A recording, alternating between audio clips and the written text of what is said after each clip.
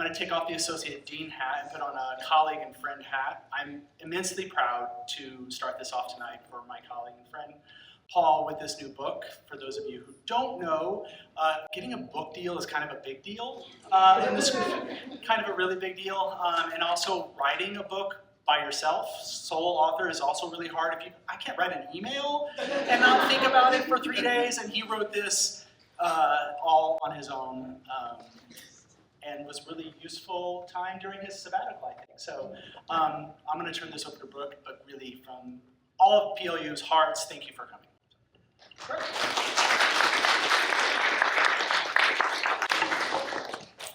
Okay, well, welcome to the book launch event for Dr. Paul Sutton's book, A Teacher's Guide to Instructional Resistance, Overcoming Curricular Challenges to Do What's Best for Your Students.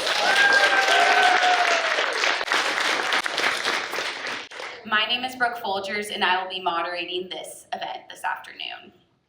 I'm sure many of you in this room are teachers, and teachers, we love an agenda. So here's where we're headed this afternoon. After my introduction, we will hear from Dr. Sutton about his book.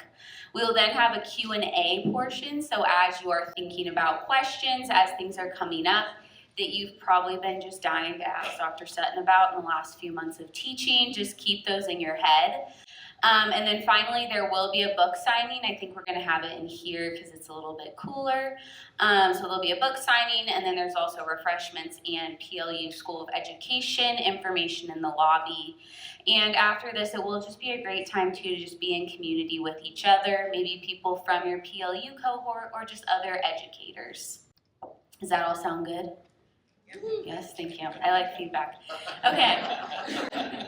Before we talk about the book, though, I'd like to get a sense of who is in the room. So raise your hand if you are an educator. Okay, good number. Raise your hand if you are a partner or a family member of an educator. This is the family section up front. Go family. Raise your hand if you went through a PLU education program. Yes. And then raise your hand if you still have your puzzle piece from Dr. Sutton. Some more. That's an insider. There we go.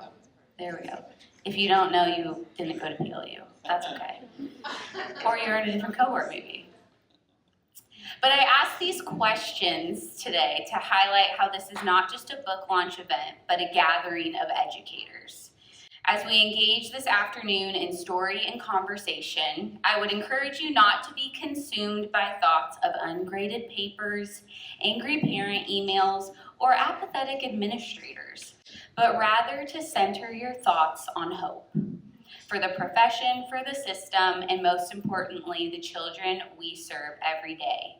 Knowing as well that this here in this room can be a community to support and propel our collective work.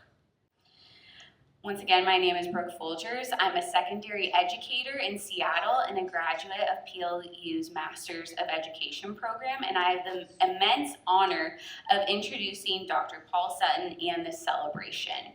And in true Dr. Sutton fashion, I decided to use a story to exemplify what this book and this educator are all about. Early in my program at PLU, I felt in crisis about my decision to switch career paths from international development to secondary education. I was worried I would lose the parts of myself that made me me. After explaining my internal dilemma to Dr. Sutton, he said something I will never forget. He said, "I'm quite confident if you continue with teaching, you will find a way to bring all of your experiences, all of you, into the classroom with you, and you will be a better teacher because of it." Dr. Paul Sutton's book, A Teacher's Guide to Instructional Resistance, does provide an actionable framework for those of us working to resist standardization in many aspects of the education system. It also provides guidance in the vein of Dr. Sutton's encouragement to me all those years ago, for those of us who feel we have lost ourselves in the classroom or may feel we have never entirely been ourselves in the classroom. This is important because, as Dr. Sutton explains throughout his book, we must be able to be our whole selves in the classroom in order to do what's best for our students. A Teacher's Guide to Instructional Resistance asks you to take action with curriculum, colleagues, and your own growth and refinement as an educator. Dr. Sutton lays out how we can be our whole selves in the classroom so that we are able to show up with care and conviction for our students. Dr. Sutton continued mentoring me long after I left the MAE program. He's come to my classroom to watch me teach, given feedback, problem solved, and we've dreamt up ways to combat the horrors of public education. I know he operates from a place of deep care for me as a person first, then educator, as well as with a deep conviction about the type of teachers our students need. I am an excellent teacher because of who I am and how Dr. Paul Sutton showed me that was enough. Can you imagine what would happen if we created spaces for all our students to experience that? So now let's give a round of applause for Dr. Paul Sutton.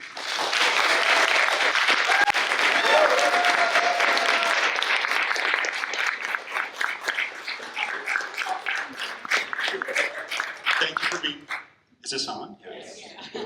Thank you for being here. Really honored by that kind introduction, both by Brooke and by Dr. John Wright. So for those of you who've never been in my class, what I'm about to do might seem a little bit different, but for those of you who've taken classes from me before, this will sound and feel very familiar. So grab your cell phones. I just texted you asking where Venti was. Exactly, here it is. There will be a code that will be up on the screen, and in typical me fashion, I forgot to unfreeze the screen. All right, so this is how this works. Those of you who have not taken courses from me before, how this works is you get into your browser on your cell phone, and you put in Mentimeter or Menti, and then it'll bring up a slide that'll ask you for a code. That code will then lead to a question. I'm starting to realize that this is actually quite an involved process, right? Put in that code, and then you'll see a question, and I'll give you about 2 to 3 minutes to answer the question.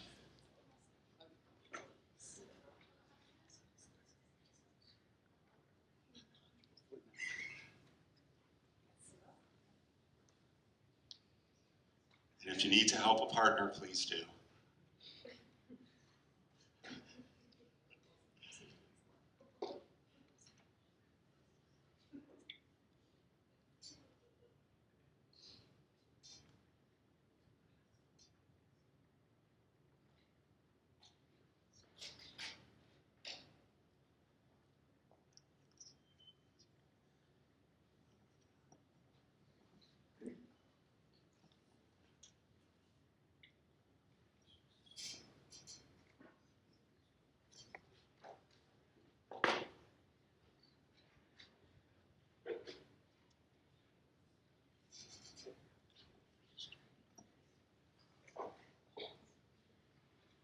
Don't forget the why.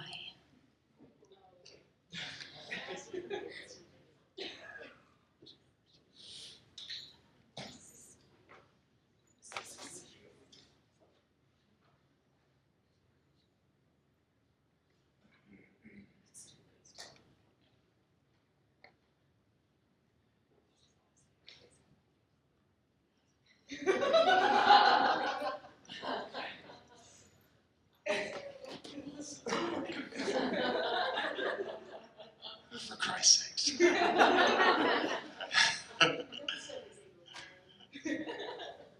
It'll take about another minute or so, maybe 2 minutes.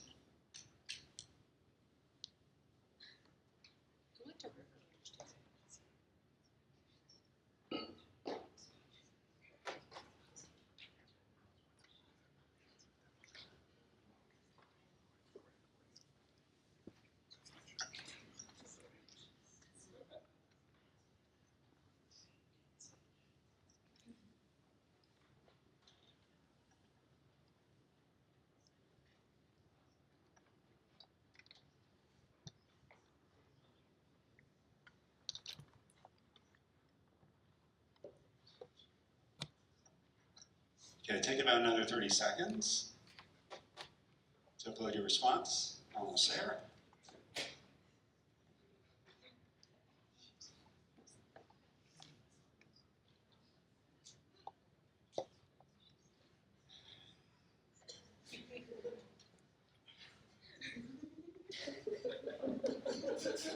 This is part of the wonderfulness, the humor, the idiocy. Oh, come on, people. Really?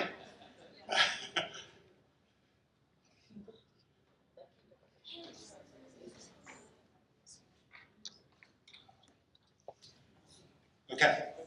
So if you haven't quite uploaded your response, that's fine. It'll show up eventually. You should be able to see people's responses on your screen maybe somewhere. I'm not too sure how that works on a cell phone. I actually haven't done very many Mentees myself as a student. But in keeping with a spirit of relationship and community, what I'm going to ask you to do is turn to somebody around you, hopefully maybe someone you don't know very well, right? And I want you to share out, take 2 to 3 minutes, name who this person is, and talk about why, okay? Go for it. 2 to 3 minutes. What's your favorite?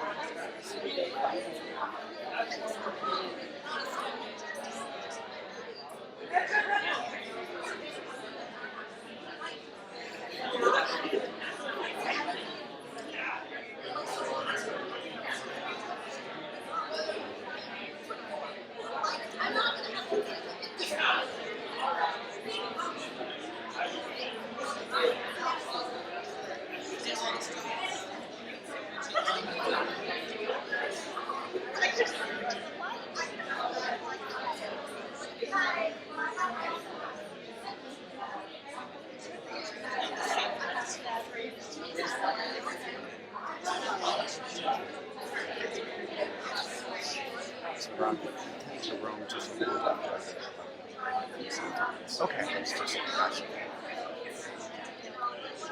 Okay, finish up your conversations.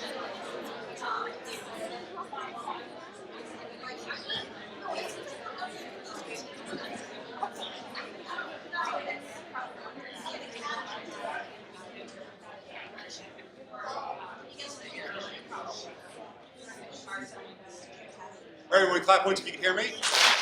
Clap twice if you can hear me. Fantastic. See, educators. I love educators. All right, who would like to share maybe who that teacher was and why for that? It's okay, we're all friends here. Yeah.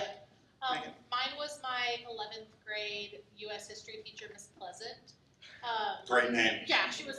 What's funny, she was very sarcastic, but a little oversharing. I'm on the spectrum, and she helped me not only with my studies, but also with my social skills and finding my social circle. So she was the person that inspired me to become an educator. Oh, see, that's fantastic. And there's so few teachers out there who, maybe not so few, you are all not part of that group. There are teachers out there who don't always take the time, especially when they notice students struggling, to find out why and to adjust and differentiate for them. And it shows the power of the one teacher who could do that. Right? What happens? They produce other educators. Right? How about someone else? Yeah, Kaylin. Honestly, it was a little difficult because I had a lot of great teachers, especially in high school.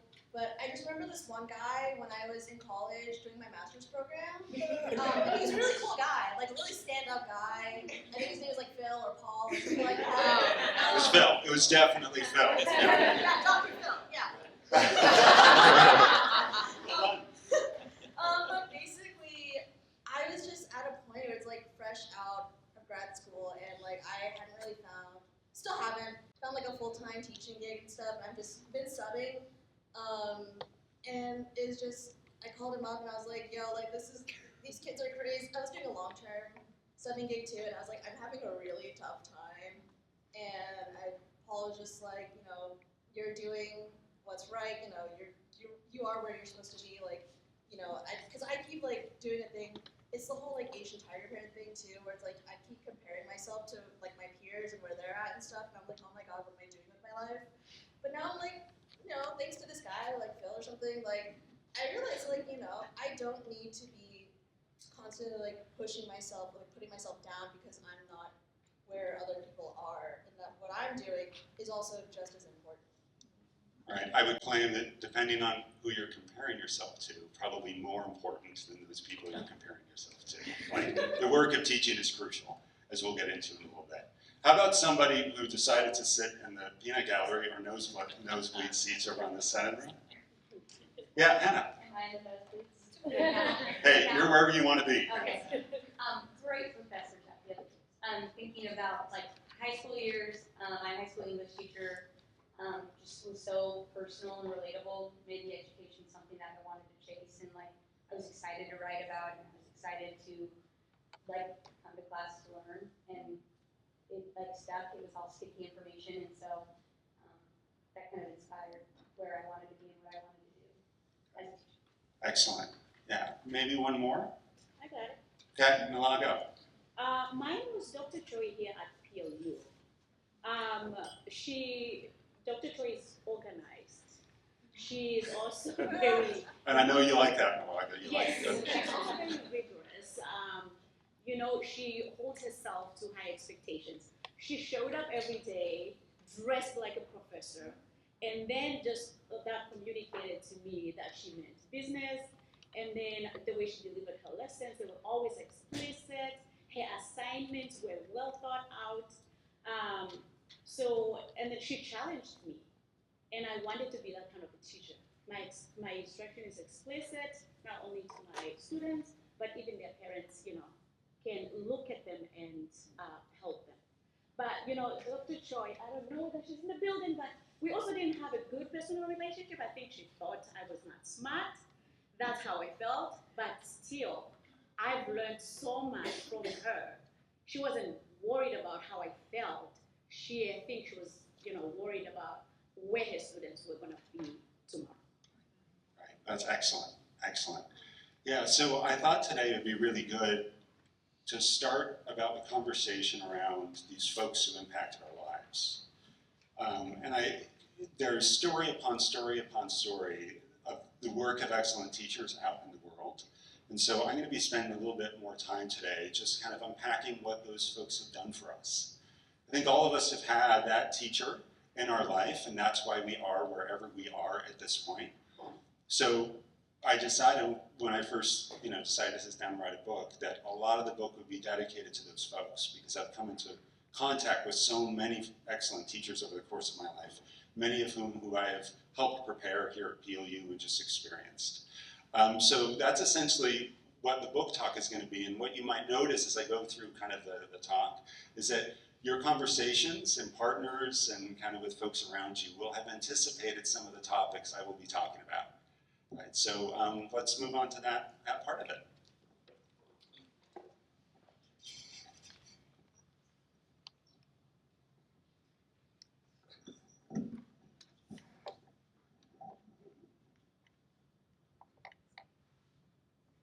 Sorry, I'm trying to locate the cursor with 52-year-old eyes. That's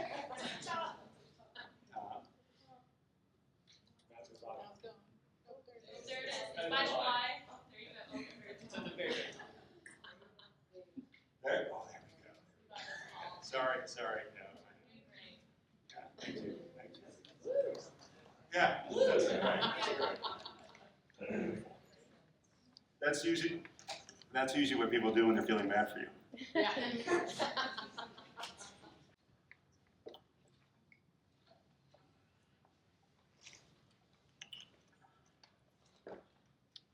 Okay, so when we think of what that person that you talked about, what they did for us, it's interesting to know perhaps maybe how few folks talked really specifically about maybe that incredible job that one person may have done teaching, say, photosynthesis, or right, that one teacher and that one lesson that maybe you took from that one person on iambic pentameter, or they did a really crazy great job with the prologue of Romeo and Juliet. What I love about this question that I offered you on Menti is that it reveals something about teaching most people, I think, know deep in their hearts. And that's more times than not what makes great teachers great is not necessarily the required curriculum they're teaching, or the pacing guide or the standards. What made a difference for most of us was how they loved us and cared for us unconditionally, how they made us feel like we belonged, how they helped us find our way to community, how they helped us see the value we could bring to the world. So one of the central themes of my book is that the most powerfully redemptive force in public schools, and in our lives, to be quite honest, is the presence of excellent teachers and their ability to make us feel like we matter. At the center of their practice is the relationships they have with students, their ability to turn their knowledge of students into deeply relevant, engaging, and meaningful lessons and units of studies, and their knack for pushing students to be their absolute best selves whenever they walk into our classrooms. Yet we do all teachers, and I would argue the especially great ones, a disservice when we starve them of the trust, autonomy, and support they need to do what's best for the students in their care. This institutional failure manifests an ongoing, systems-wide lack of imagination and courage to do anything different besides rolling out the next required curriculum, which surely we think will finally do the trick this time. It rarely does. Instead, all this approach does is rob our students of the education they deserve by limiting the potential of our best teachers. So out of all the things I write about in my book, there are several topics I wanted to speak a little bit more about today that I think are most important for us to consider as people who believe in the social and democratic worth and value of public schools. If my claim is correct, that the most powerfully redemptive force in the public school system is teachers, in particular excellent teachers, then it begs three questions I'll be focusing on in today's book talk. The first question is, who are the excellent teachers in this system? What's their importance? And how can we be more like them? So let's start with this question. Who are the excellent teachers in the system? Many areas of the public school system tells us that excellent teaching is more about the technical parts of teaching than the relational. They tell us that what makes a great teacher great is their willingness to follow the required curriculum, always teach to the standards, always have an assessment that is anchored to those standards, and make sure that students comply with classroom tasks and procedures so they can learn the things we tell them they need to learn. And don't get me wrong, these things are important. I mean, standards have their place, and knowing what students are learning in our classrooms is important. In fact, these are necessary parts of what makes up an effective teaching practice. But taken alone, those parts don't help us elevate our teaching practice to a teaching craft. And over time, the system's myopic focus on those parts of teaching have created a transactional culture in schools, where students know that if they comply with our directives and complete the required learning tasks, regardless of whether or not those learning tasks carry meaning for them or are relevant to them, we will reward them by giving them the relatively meaningless grade they want. However, this approach comes at a super steep cost. Over time, students and teachers start to lose their way. The more toxic parts of this dynamic results in teachers who become complacent with their practice and compliant with whatever the district asks them to teach regardless of its quality. This complacency and compliant approach actually disincentivizes some teachers from trying something different for their students. And crucially, this dynamic results in students who see learning as nothing more than a meaningless transaction, which tacitly devalues who they are as people, their rich familial and cultural histories, their knowledge about the world, and thus their ability to find joy and healing in what they are learning. But when you walk into the truly excellent teachers' rooms, and there's so many of you in the room right now, what you see is something dramatically different. You see students engaging in meaningful work. You see them exchanging ideas. You see them building community. You see them solving problems creatively and in collaboration with each other. But perhaps most important than that, and what you see, is what you feel when you're in those spaces. You can feel students finding their way back to stories that remind them of who they are and why they and their stories have value. You feel them reconnecting with their cultural, social, familial, linguistic, and intellectual heritage and inheritance. The excellent teachers do this by first tapping into their own histories and inheritances. I call this the who of teaching. They spend time figuring out their own fraught history, their own relationship to power and privilege, how that history has shaped how they see the people around them. They reconnect with memories of the people who inspired them to be teachers in the first place and what they can learn from them. They do all of this because they understand that if they don't continually engage in that work, they can't effectively serve students. They can't partner with students to improve their teaching, and they can't help students embark on their own journeys of self-discovery.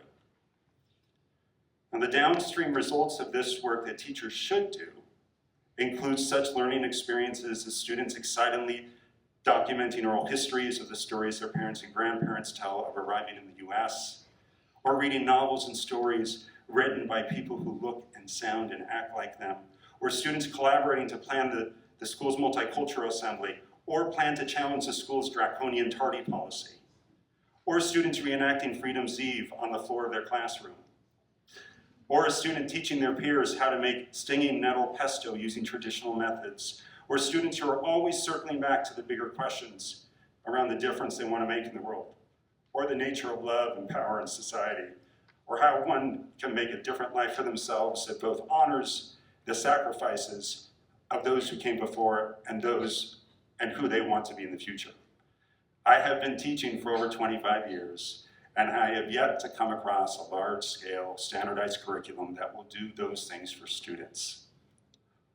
So beyond the lesson plans and assessments and learning objectives and classroom management, one way or another, excellent teachers have found their way back to a deeply rooted and embodied practice whose purpose was always to deepen in youth a sense of who they are and the gifts and talents they have to contribute to strengthen the best parts of the communities they were born into. Whether it's a grandparent teaching a child how to bake bread, or an older sibling teaching a younger sibling how to play a sport, or a parent teaching a child how to read or write in cursive. At some point in our lives, we've all felt how empowering and resonant those teaching and learning experiences are. The best teachers in our schools embody this ancient practice by creating a classroom culture where cultural reclamation, personal redemption and healing, community connection, and joyful curiosity are at the center of everything students do. These teachers' practice has integrity. There is alignment between who they are as people, who they are as teachers, how they teach with and for students, and the learning experiences they design for children. These teachers serve as a firewall of sorts between the harmful parts of the system and the students in their care. And their resistance is not just an inconvenient assertion in a staff meeting or a refusal to follow the curriculum. It's a bedrock of their practice. It's a fundamentally different approach to schooling and education that centers student knowledge, students' histories, and students' processes of self-determination as the ultimate goal of a rich and caring educative experience. In short, these teachers help heal the damage done to students, one child, one classroom, and in some cases, one school at a time. So this brings me to my next question. What's their importance? When teachers make for themselves a teaching craft that is able to do those things for students, they reestablish the trust and faith our families have in the purpose of public schools. And they create for themselves a teaching practice that serves as their best argument for why schools matter and what they can be for students and families if we just give teachers the time and space to be creative and innovative. In so many ways, public schools and the excellent teachers who work in them are the lifeblood of caring, thoughtful democracies. All public school teachers, in particular the truly great ones, see their work as not just teaching youth, but tending to the bulkhead of representative diverse democracy by fostering future adults who lead communities and organizations with integrity, care, and purpose. So not taking care of our teachers, in particular our most excellent teachers, amounts to a kind of self-destructive incompetence and a systemic abdication of the system's social and moral responsibility to care for our students, to ensure they are ready to make lasting contributions in their communities long after our work as teachers are done. But perhaps the most tragic outcome of this systemic abdication is that in far too many schools and districts, our most excellent teachers are made to feel like they are the problem, that their genius and creativity, their intelligence and dedication is problematic because they choose to resist whatever the latest idiotic mandate is to serve their students. This has to change. It absolutely has to, if we are to have a robust public school system that actually cares for the well-being of our children. So if we acknowledge that excellent teaching can start to fix what's wrong with the system and maybe start to heal the students who have been most harmed by the system, how can we be more like the excellent teachers in our life? The first thing we have to do is reconnect with our own histories, our own cultural and familial inheritances, both good and bad, and our personal teaching origin stories.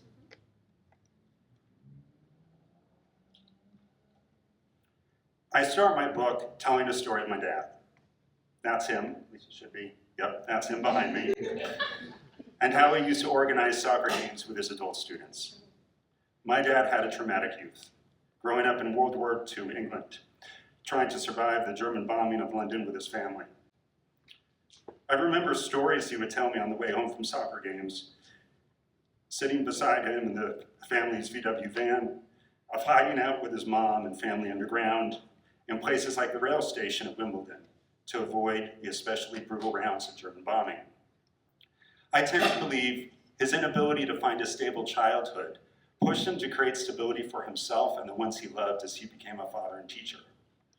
Community was clearly a central pillar of his teaching practice, which came out in the universal language of soccer. As I describe in the introduction, it wasn't until much later that I knew enough to match the person I observed my dad to be with his students in the soccer field, to the person he was in the classroom, to the person I wanted to be as a teacher.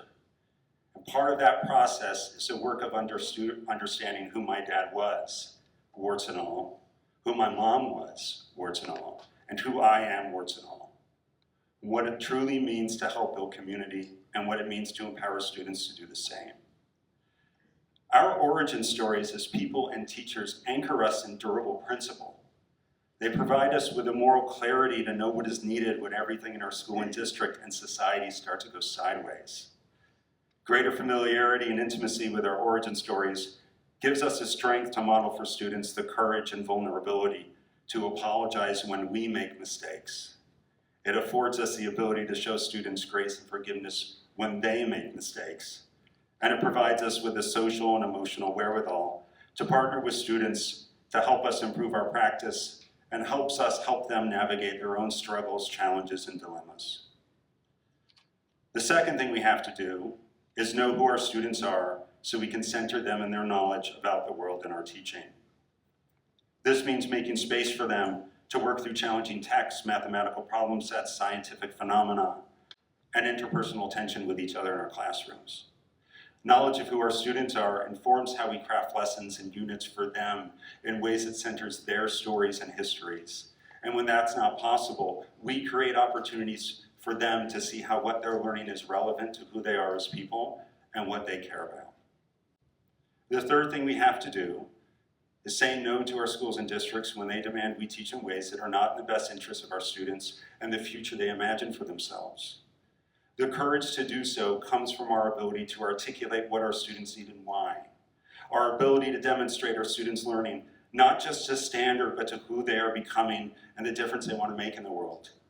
And our ability to articulate a compelling argument for why what we're being asked to do is not in their best interest as learners and people. It simply makes no sense to demand our most excellent teachers diminish their brilliance by complying with a required curriculum that doesn't give them the space to be their best teacher selves, or doesn't empower them to teach to who their specific students are and who their students see themselves to be. Now, not all standardized, externally designed curriculum is awful, but it becomes awful when it hamstrings our best teachers' ability to teach in ways that will inspire their students. And if the research is accurate, and I tend to believe it is, that the single most important in-school influence on student success is not the curriculum, but the teacher and the instruction in the room, then we have to demand our district and school leaders prioritize that goal over everything else and move heaven and earth to make that goal a reality. This means no more tinkering around the edges, no more strategic plans that become irrelevant the day after they're adopted, no more curricular expectations that demand our teachers sacrifice the interests of their students to serve the interests of the bureaucracy. No more bureaucratic gaslighting of our most excellent teachers into thinking they are the problem because they won't comply with idiotic mandates and initiatives.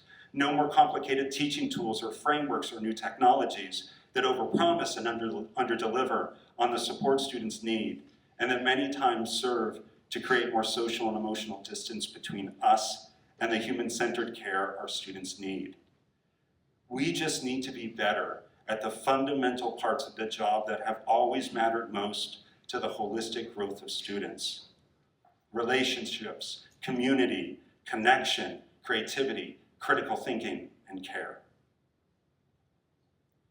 So I'll end this talk with some beliefs I try and remember when parts of the work get especially frustrating and infuriating to me. This is how I find hope.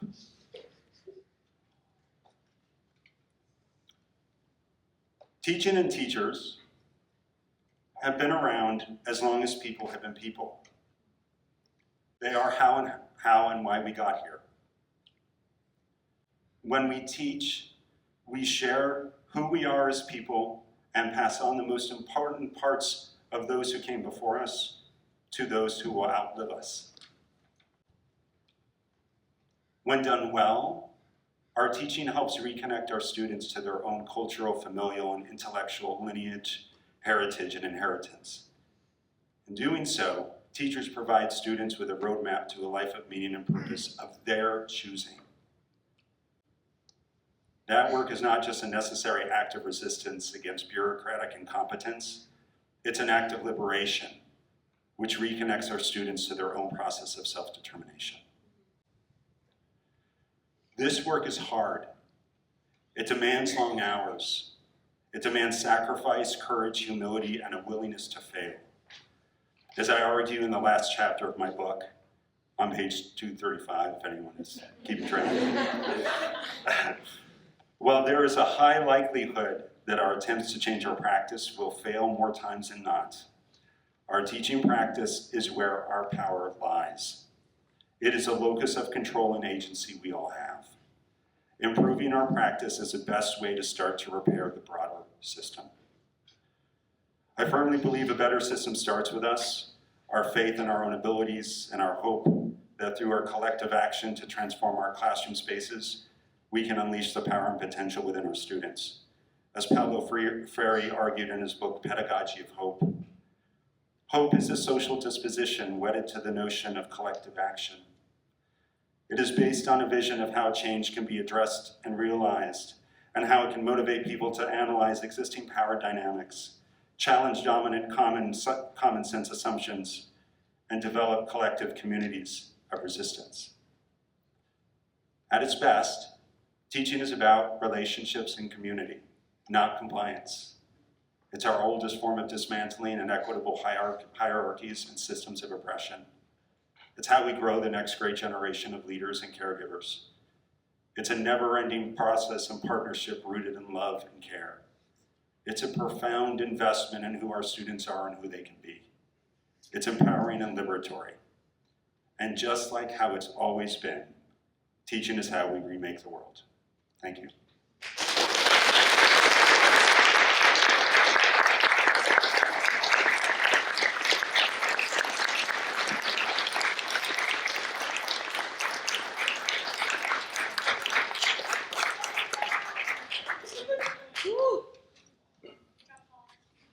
Yes, another round of applause. Let's do it.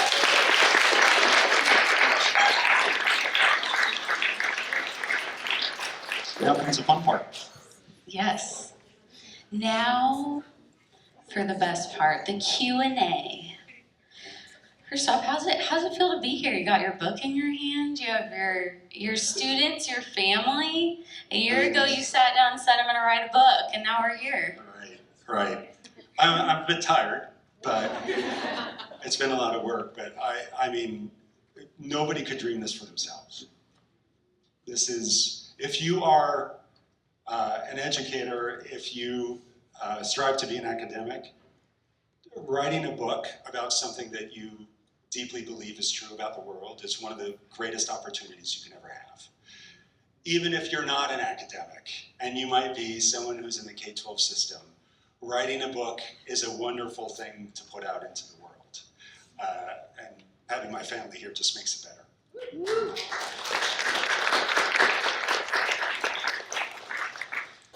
Okay, you want an easy question or a tough question? Why start with easy? Perfect, okay. I'm just gonna give you one and then we'll open it up. Okay, and I'm gonna read from his book because Dr. Sutton's a humble man and won't read from his own book as much as I would hope he would. So I'm gonna read from it for all of you and then ask a question to kick us off. So on page 67, if you have your book and you wanna follow along with me, 67. Oh yeah, 6'7". Well done. 6'7". Didn't mean to do that. Kind of wish I rethought that now. On page 67, you write, every bureaucracy, including schools, districts, and the education system writ large, has gaps in their surveillance of the people in them. The savvy, excellent educators in the system routinely find ways to exploit those gaps to serve their students better. The excellent teachers I know are masters at exactly this kind of strategic non-compliance. And so my question for you, what might happen if all of us educators did that thing? Well, I mean, I think we would have a better system depending on the motivation. And I also kind of want to call out a dynamic that all of you know happens in schools. There's a dividing line amongst the teacher ranks. There are those of you who are working on non-continuing contracts, and those of you who are working on continuing contracts. So the idea of how you go about resisting parts of this system looks different depending on what camp you're sitting in. So I just kind of want to call that out also, that depending on your positionality, depending on the identities you bring in the room, depending on how you present, there's greater risk for you when you try to resist and buck the system. That said, I want to live in a world where our most excellent teachers figure out who the other folks are in their building, and they start to just en masse take actions to change parts of their classroom that better fits who their students are. I like to tell this story about when I was ASB leadership teacher and advisor when I was teaching high school. And I worked with students to plan assemblies. And if you've ever done that work, you know that you're really walking a tightrope with that work. So I would assemble the team who would manage the assembly and plan the assembly and then do the assembly on the gym floor. And I would tell them before the assembly, look, you need to understand, the math is against us. At any point, the 1,200 students up in the stands could revolt, and there's nothing we could do. So when I look, or when I think about this question about what would happen if a bunch of different teachers took it upon themselves to exploit the gaps in the bureaucracy, what I would say is teachers outnumbered those who want to try to constrain your work. It's a simple math problem. That's all it is, right? And if you have pockets of excellent teachers in different schools in different places who decide this thing we're being asked to do does not work best for students, and here's all the evidence that I have. That is how we get to a better system that actually serves the interests of our students. So I kind of encourage you to do that, knowing the risks at play, and knowing that there may be a person or two in the room who's a school principal and a superintendent, former superintendent. But that's how change happens in this system. We all decide to make it different. That's how it changes. Thank you. Do you have any follow-up to that? I mean, we're all in this room together, so maybe like look to your left and look to your right, and we got a critical mass in the room. Right. Okay, thank you. Are you ready for audience questions? I guess so, yeah. I guess so. Yeah. Figure we turn it over to the people. So, open floor for questions. I will run you the mic if you have a question. I'll let you think for a minute, personal think time. Question about the book, about anything that Dr. Sutton has brought up. When I give you the mic, if you could just say your name, and if you did graduate from PLU, when you graduated, that's it. I know teachers like to talk, and we could start listing our certifications, where we work, how much we love Paul. But name, when you graduate from PLU, now the floor is open. There's a question from a family member. This ought to be fun.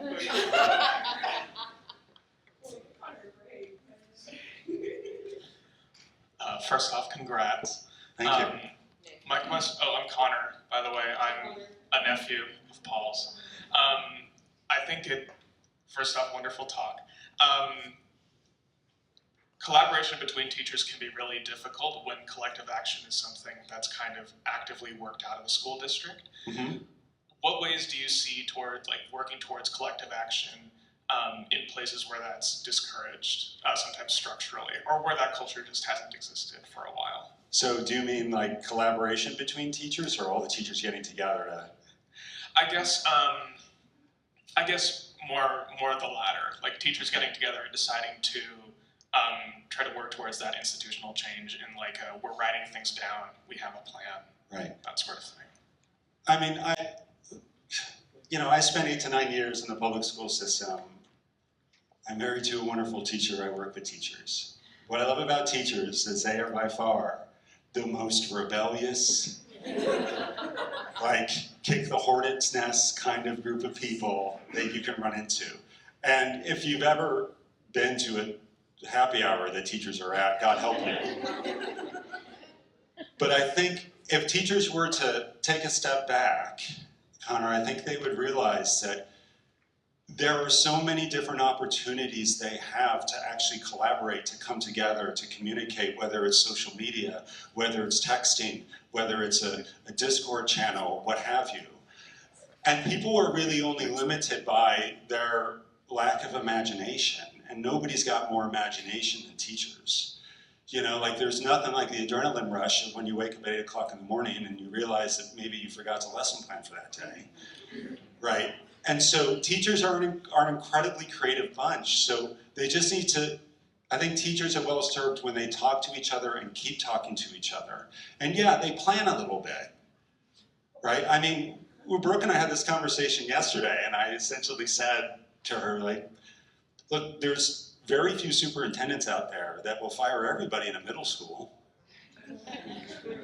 Right? That's just not the kind of thing that happens. So I think teachers have to work towards a critical mass, and perhaps most importantly, they have to make sure that the thing they're asking for is deeply principled. We're not just talking about 5 more minutes passing period. So teachers also have to understand that the most compelling arguments that they have for why things should be different are the arguments they should be making to their school leadership, to their district leadership. Thank you, Connor. Now we got the hands, thank goodness. Ashley, right. Then Shamaria. I'll come to you next. Hi, Ashley. Hey Paul, how are you? I'm good, how are you? You too? I'm good, yeah, congrats on this. Thank Full you. disclosure, haven't read it yet. Spring break is the week after next, so I That's all right. apologize if you're Could I pause with that? As a show of hands, how many of you have not read it yet? It's okay, I'm not at sea. You're not alone. You're not alone, Ashley Stiles. Go for it.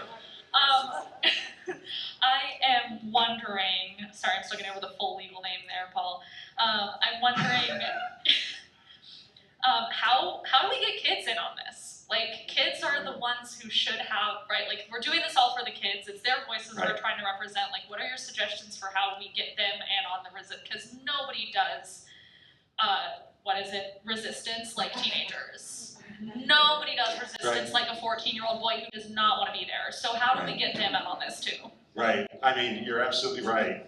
Teenagers are hardwired for resistance. Anyone who's a parent or a teacher understands this deeply. So I think what teachers have to do is we just have to create the space in our classrooms for students to have the conversations around what is worthy of resisting and why.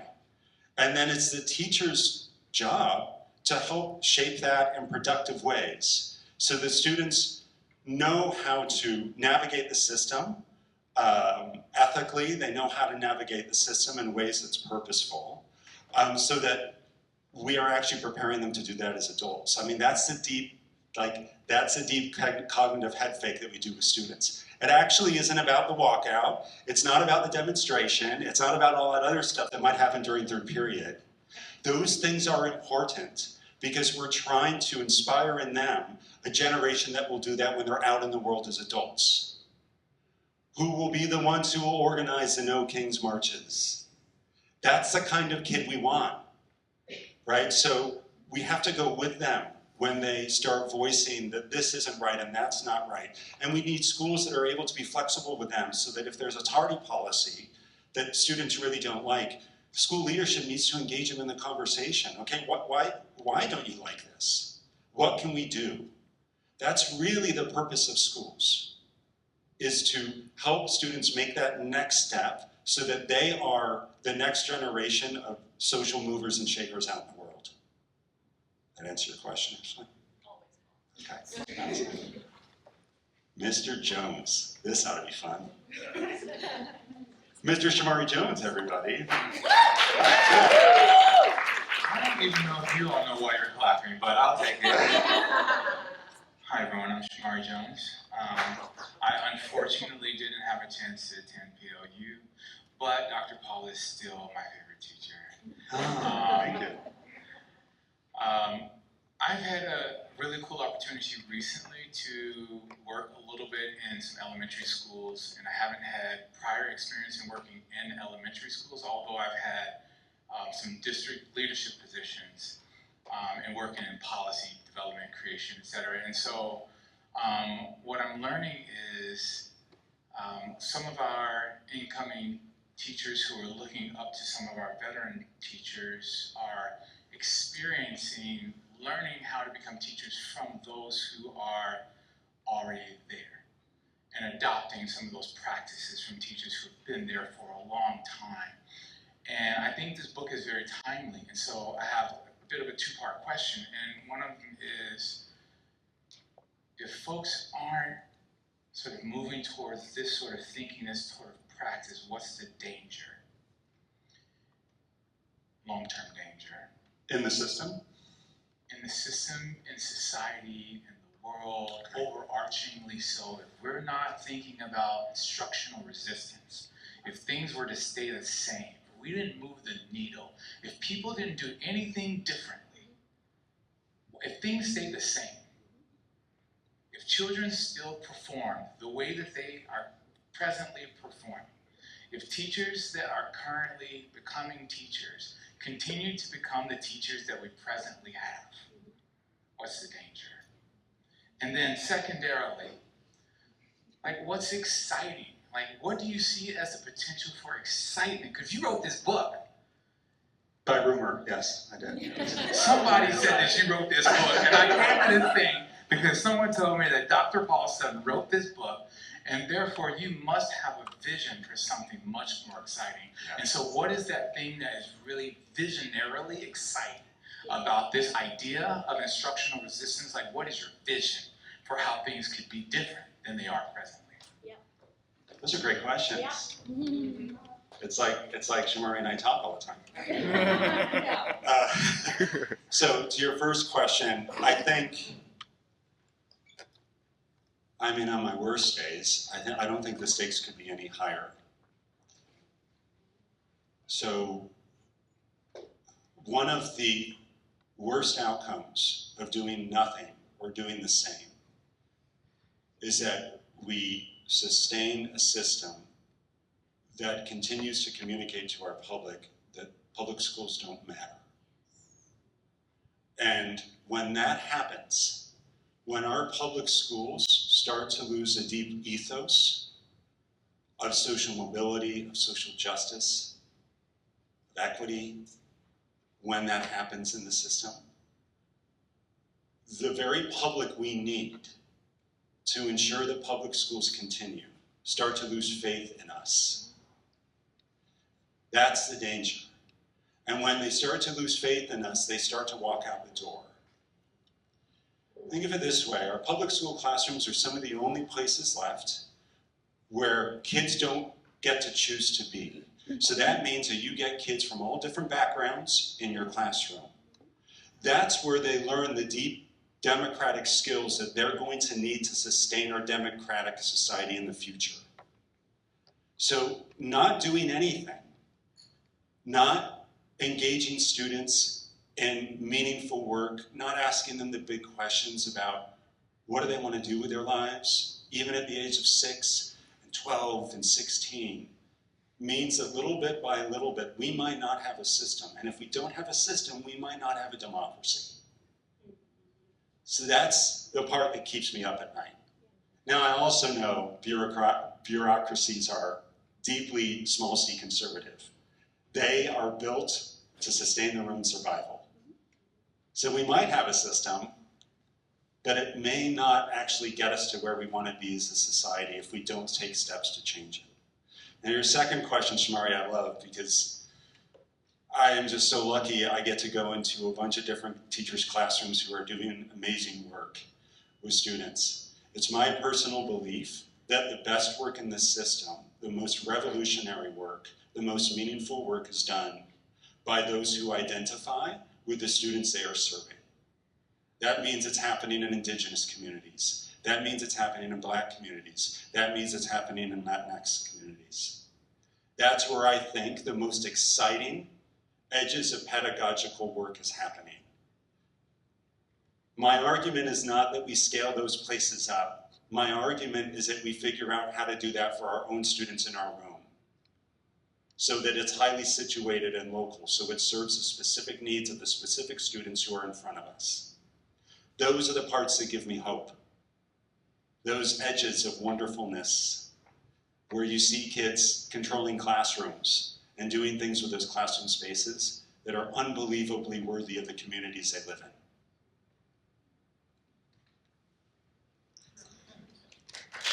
Yeah, applause for that. Oh my gosh, okay. Hands again one more time. Okay, well, we probably have time for Maybe two? two? Hi, Melody, 2020. Hi, Melody. To go off of kind of what y'all just talked about, right? Like those of us that are reading this book are the ones that like are putting in the work and want this change and all of those things. And so while this book isn't necessarily about this, but how do we get those that aren't reading this book on board with these ideas? It's a great question. It's a question that's been around forever. I tend to believe that, I mean, as much as it can be challenging to do this, I think the only way people change is when we work in relationship with them to trust us. And I think we have to take, much like how we take with students, we have to play the long game with them. We've got to work in small bits. Because it's important to remember that the teacher you're working with, who might be the most resistant to doing anything different in their classroom, have attached their identity to their practice, whether it's how they grade students, whether it's how they go about designing curriculum and content, whether it's how they greet students in the morning, everything teachers do reflects who they are. So the only way to get them to think differently is to actually spend time with them to find out who they are and work in relationship with them to try to convince them there's a better world out there. I mean, there are times over the course of my career, I walked into different classrooms. When I was a doc student at UW, I was in a classroom once for 3 minutes before I had to leave and call the university supervisor, like the main person, like, this has to stop, like there's something really bad going on here. And I've seen wonderful teachers. And what that has taught me is that the work is really hard, and if we don't approach working with our colleagues with the same amount of care and accountability and persistence that we approach work with our students, we're not going to get anywhere with our colleagues who are resistant to the kind of change that we think they should make. Now there's another group who we're just never going to get to. So, but before I move on, there was this wonderful leadership management scholar who I think was working back in the 70s and 80s. He had this idea called diffusion of innovation. And what this idea was is that organizations don't change when we work on the middle 50%. They work when we try to maximize the early adopters, the first 25%. So if we think about our locus of control and our sphere of influence, who are those teachers who are right there, almost ready? Those are the ones we spend time on. Those are the colleagues we pull aside. Hey, I'm doing this one thing, you want to do it with me, right? You don't go after necessarily the colleague who's been working for 32 years and really doesn't want to make any change and is 5 years away from retirement. You work on the ones who are right there on the edge, right? And you try to stack those folks to kind of change their practice over time. Last one. Hi, my name is Marilyn. Hi, Marilyn. It's good to see you. Good to see you. So I have had the privilege of being your student, of course, and I'm also a fan of coffee with a little bit of cream. Where's our QR code for that? So I expect a picture after. Anyway, my question comes from my background, just as you mentioned, and so you have planted that seed of rebellion.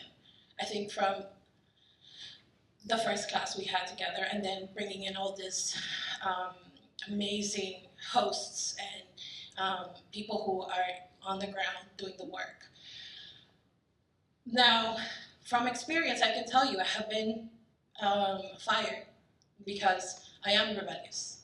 I question the status quo. I have been reminded of the color of my skin and the clothes that I wear, which tells my cultural story somehow. So my question is, what do we do, students, minority students, who you have planted the seed in us, but we continue being fired for questioning, fired for trying to innovate, fired for trying to bring in newness, like the newness that you're mentioning. I'm on my fourth school district, and I have mentioned to my principal how archaic his standards are, and the unwillingness of my department chair to learn or bring something new for the students to buy into what we're trying to teach them. Now, the response was, I don't know if you're going to be here next year. And I can confirm that. So that seed that you planted in me is very powerful. And at times I resent it because I'm like, Paul does not look like me. Paul doesn't struggle like I do. No, he doesn't. So my question is, are you collecting stories from the students that you have instilled in this fire, who are not stories that we don't get to tell unless we have places like this or professors like you who are willing to hear us, and maybe putting it into, you know, some of the book work that you have done and saying, this is what happens when you do the work or try to do the work from a position of a minority. Thank you. Yeah, thank you. That's a great question. First, I love the suggestion because that's work I haven't done yet. And your comments are very clear to me, make very clear to me that it's work that I and probably other scholars that look like me need to do. Secondly, Marilyn, I'm, for what it's worth, I'm so sorry that you keep experiencing this in the system. The system was not designed for folks who don't look like me. And it's outright brutal and punishing if you look different than middle class, white, straight. It's a brutal place to teach.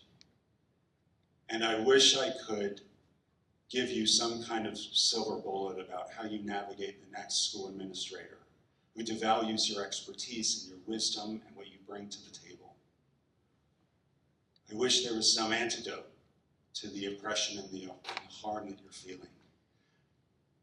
I don't know of any. The only kernel of advice or maybe hope I can give is that there are spaces out there, I have to believe, where schools won't just tolerate what you have to bring. They'll celebrate it and they'll empower it. Those places are rare. And I think in many cases, those places might exist outside the public school system. I mean, you remind me of the story of freedom schools back in the South during the civil rights era, how they had to essentially segregate themselves from what at that time was a public school system to make sure that the teachers could serve students in ways they knew were best. And I'm not suggesting we go back to segregation, but what I am suggesting is that we might want to consider a future where we intentionally create spaces where folks like you could work with other folks who identify like you if that's where you feel you need to be. Because thus far, the system has shown it can't do it on its own. And that every time we get to a point of caring integration where we actually serve students the way they need to be served, there's always a backlash back to segregation. So I'm really sorry, Marilyn, that you are experiencing this. But I'm really happy you're here today, even though you are experiencing these things and you haven't found a place that cares for you and loves you the way you deserve to be loved and cared for.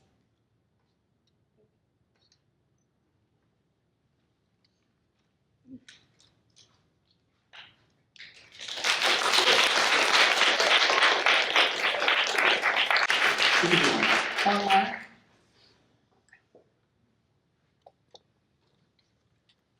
Hi, I'm Megan, graduated class of 2020. Ooh, COVID year. Yeah, COVID year. I remember that. As someone who has also gone in and tried to, for a lack of better terms, shake things up and failed miserably and lost hope in being an educator, how do we get that education hope back and that seed of resistance back? It's a great question. I mean, my first response to it will be that you're sitting in a room with other folks who've had that experience. These folks are your support system to figure out different ways that they can navigate the system, that you can navigate the system in ways that kind of emulate what they've done. Throughout my career as a high school teacher or in other places, I have found the most hopeful spaces to be when I'm with students, serving them in the moment. I actually received yesterday, I don't really like spring as a teacher educator, because spring is when I receive the text messages and the emails from my former teacher candidates who say that they got riffed. Right, so I know they're coming. Doesn't make the impact any better, but I know they're coming. I received an email from a teacher candidate who works in another part of the state And there was a massive riffing. This person had 7 years of experience. They were a brilliant teacher. And they showed up to work one day and they just got riffed in an emergency staff meeting right before they had to go in and teach kids. Part of this person's email was to say that as they were walking back from the school library to their classroom, they were trying to remember all the things they had learned from folks in their cohort. And some of those things were lessons like, lean into the kids. Teach them as well as you possibly can with the time that you have. And if the deal's already done, keep doing the good work. I think sometimes what gets lost in situations where we really try to push back against the system and we really try to change parts of the system is that every effort, every minute we spend caring for children in the classroom, they remember. So the system is designed to forget you as soon as you're gone. The children remember forever. And how do I know that? Because you all told me that on the mentee at the very beginning of this session. Right, so one way out of those dark places is to remember that every teacher or every student you've taught walks away with parts of you imprinted on them. It's this very old idea of community. That community is parts of ourselves going with other people out in the world. So even though you've experienced struggle changing parts of the system and changing parts of the school, you have changed the most important part of it, and that's the kids you have taught. So I would stay focused on that. Thank you all for your questions.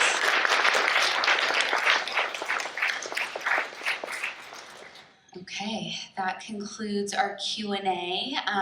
I just have a few closing reminders, notifications for you all. First, in the vein of where question answers led, please do not leave this space without recognizing the community we are in. I know as educators and adults, it's easy to run to our cars, but I would encourage you to say hi to someone. If someone shared a question that you really appreciated, let them know. We don't often get to be in spaces like this as educators. Second thing, get the book. If you haven't bought Paul's book, A Teacher's Guide to Instructional Resistance, please do. There are QR codes everywhere that link to Amazon.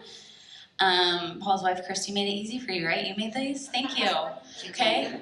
Buy the book. Buy 2 books if you are able to. Maybe stick it in that coworker's box who you just can't deal with anonymously. They'll never know. Okay? And if you read it and like it, post a review on Amazon or Goodreads. You should read it and you should like it, and it may make you a little uncomfy and make you feel like you need to do some things. Lean into that. Post it on your socials, tell people about it. Ask your local bookstores to shelve it. Ask them to buy a few copies, put it in the education section. That all supports Paul and his mission with this book. The book signing will be in here in about 5 minutes. If you can just give us a minute to reset. If you have your book, or if you want Paul to sign your arm, or I don't know, your water bottle, whatever works. Get the signature now. Your name tag is a memento from this event. Arm, yes, see, it works. It works, whatever works. We're all teachers. Tattoo gun, whatever. Book signing will be in here. There are refreshments in the lobby. There's information about PLU programs. There's also a wonderful event coming up that I would encourage you all to come to be in another space like this. April 22nd, it's called Let's Talk Education. And it's a conversation with former and current Washington State Teachers of the Year. Here at PLU, April 22nd, you can find information if you follow Paul on social media. So follow him on Instagram if you haven't done that. What's your handle? No, it's Sutton PS 2026. Find it. He's verified. Thank you all for coming so much today. Please stick around, enjoy the refreshments, get your books signed, and be in community with one another.